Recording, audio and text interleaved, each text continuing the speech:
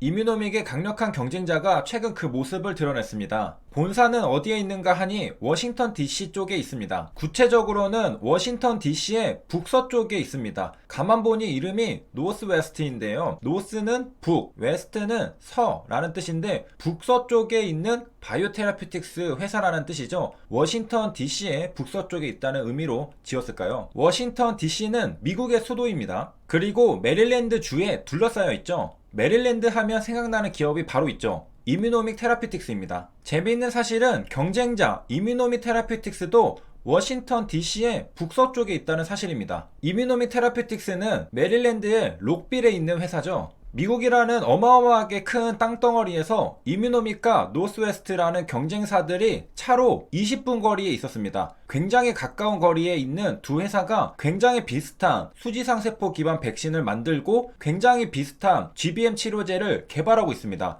이 정도면 하나의 뿌리에서 나온 게 아닐까 싶을 정도로 생각이 드는데요. 이 정도면 노스웨스트의 CEO인 린다와 이뮤노믹의 CEO 헐 박사는 얼굴 보고 이야기도 나눠서 서로 전화번호도 알고 있는 사이가 아닐까 싶을 정도입니다. 선의의 경쟁자이자 친구인 거죠. 물론 절대로 만만한 상대는 아닙니다. 이름에서부터 힘이 느껴지는데 이름이 린다 파워입니다. 2011년도부터 CEO로 재직했으므로 벌써 10년간 노스웨스트를 이끌어가고 있는 경력자죠. 그리고 헐 박사와 다른 이력을 볼 수 있는데 오히려 연구진보다는 M&A 전문가, 진양구 회장과 비슷하다고 볼 수 있습니다. 벤처캐피탈에서 일한 경험 있고 무려 15년간 기업 재무와 구조조정, M&A, 조인트 벤처, 지적재산권 업무 경력을 가지고 있습니다. 노스웨스트에서 10년 CEO 경력보다 더 긴 15년 동안 각종 기업 관련 업무를 했습니다. M&A와 파이낸싱 쪽에 일가견이 있는 사람인 걸 알 수 있죠. 그리고 하버드 로스쿨도 나왔습니다. JD 학위를 받았다고 하는데요. 앞서 지적재산권 업무도 처리한 것으로 보아 관련 법률 지식들이 있다고 볼 수 있겠습니다. 이외에도 CEO의 정보가 너무나 많지만 끝나지 않을 것이므로 이 회사가 가지고 있는 DCVX 플랫폼 기술에 대해 살펴보겠습니다. 활성화된 수지상세포를 사용하는 플랫폼이라고 합니다. 수지상세포가 활성화되면 무슨 일이 벌어지느냐? 수지상세포는 활성화되면 성숙 수지상세포가 되면서 림프절로 이동하기 시작합니다. 그렇게 면역 시스템이 작동하는 것이죠. 우리 면역을 일깨우는 겁니다.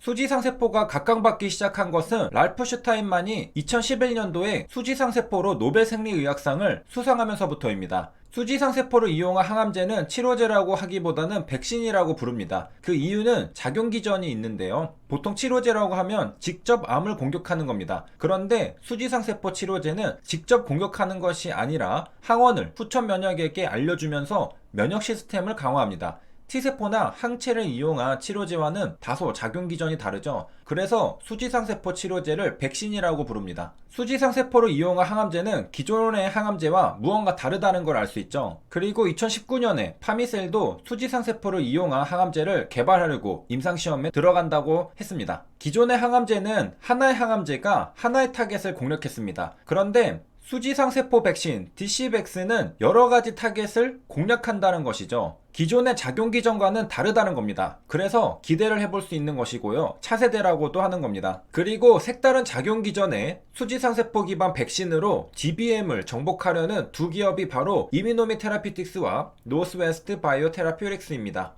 10년도 아니고 20년도 아니고 무려 30년간 아주 조금의 개선만 있었을 뿐이지 혁신적인 치료제는 전무했던 그 분야 GBM입니다. 5년 생존율이 5% 미만인 것은 익히 알고 있죠. 얼마나 오래 살 수 있느냐? 미디언 서바이벌이 14.6개월이라고 합니다. 그러니까 GBM에 걸리면 약 1년 정도밖에 살지 못합니다. 너무나 짧죠? 그동안 이렇다 할 만한 혁신적인 신약들이 없었기 때문이죠. 정복하기 어려운 분야이지만 2011년 랄프 슈타인만의 노벨 생리의학상을 기점으로 해서 새로운 방법으로 새롭게 도전해보는 겁니다. 아인슈타인이 말하는 인세너리, 미친 짓이랑 똑같은 일을 반복하면서 다른 결과를 기대하는 일이라고 하죠. 그동안의 치료 방법으로는 다른 결과를 기대하기 힘들었던 겁니다. 그러니까 새로운 치료 방법으로 도전하면서 다른 결과를 기대하는 게 바로 GBM 적응증에서 수지상세포를 이용한 치료인 것이죠. 이제 본론으로 들어가서 그렇다면 이뮤노믹과 노스웨스트의 신약들 중에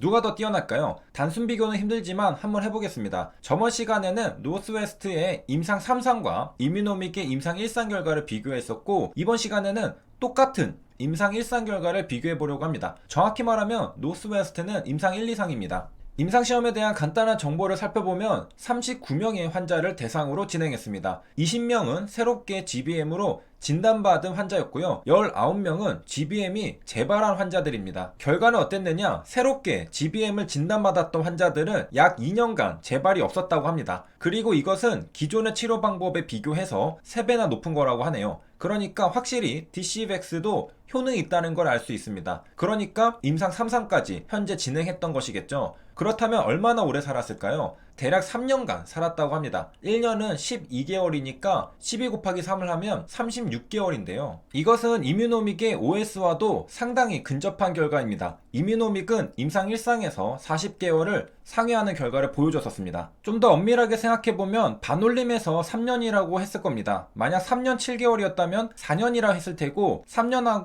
5개월이었다면 3년이라고 했을 텐데요. 만약 최대치로 3년하고 5개월이라면 36개월 더하기 5개월로 41개월이 됩니다. 물론 최소로는 2년하고 7개월로 24개월 더하기 7개월로 31개월입니다. 그러니까 대략 3년이라는 것은 최소 31개월에서 최대 41개월인데요. 중간인 3년은 36개월입니다. 이렇게 본다면 DCVX가 이뮤노믹의 ITI-1000보다 결과가 좋으려면 최대치인 41개월 정도는 찍어줘야 한다는 겁니다. 확률적으로는 ITI-1000보다는 조금 아래가 아닐까 생각할 수 있습니다. 또한 ITI-1000은 40개월을 상회하니까 그 이상일 수 있거든요. 그래서 여기까지만 놓고 볼 때는 이뮤노믹의 ITI-1000이 조금 더 우세하지 않을까 생각할 수 있습니다. 그럼에도 거의 비슷한 수준으로 높다는 것 또한 알 수 있습니다. 그도 그럴 것이 둘 다 수지상 세포를 이용한 백신이기 때문입니다. 디테일의 차이는 있겠지만 전체적인 효능은 비슷하다고 볼 수 있는 것이죠. 그리고 마지막 승부를 가리는 것은 아마도 디테일의 차이가 될 겁니다. 누구의 플랫폼 기술이 좀 더 효능이 좋으냐인 것이죠. 그리고 흥미롭게도 DCVX 임상에서는 롱테일 생존율을 보였다고 합니다. 그러니까